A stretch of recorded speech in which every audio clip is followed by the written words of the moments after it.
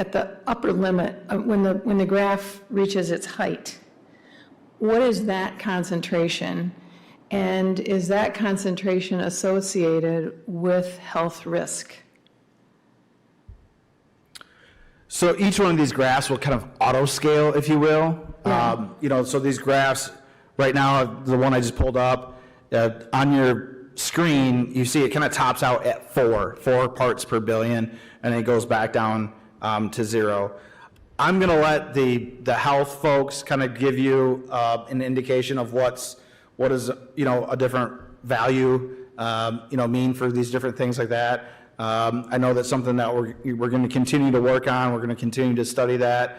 I can tell you that we're shooting to continue. An annual goal of ours is year-over-year reduction in community odor as measured by the H2S. So we're not necessarily saying that this is a number we have to be below, but we're going to work to continue that progress into the future. You see the trend, you see it.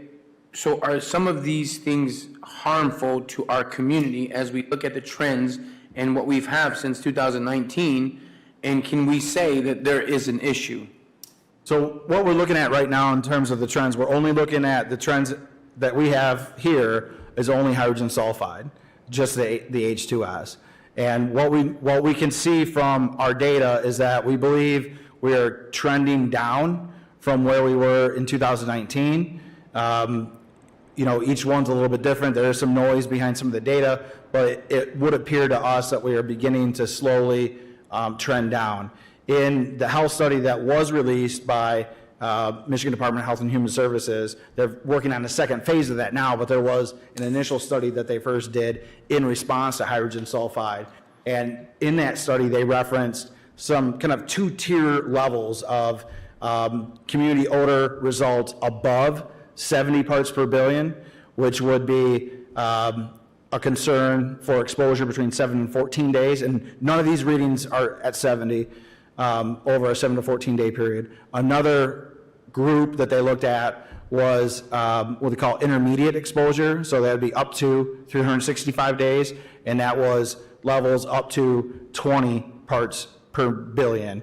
And so there, at the time, there were a few of these sensors. Go at Riverview was one of them, that if you looked at its long-term data, it had somewhere, I don't know the exact number, but it was around or near 20. And so they went into an additional phase of study. Since then, we've added more sensors, we have some more clarity, we better understand what's going on. So we're waiting for kind of that next stage. So what the Michigan Department of Health and Human Services has already publicly stated is that there's no short-term or intermediate risk of exposure to hydrogen sulfide, because the numbers are from a 7 to 14 day window below 70, and then from a 365 day 1 year exposure at or below 20.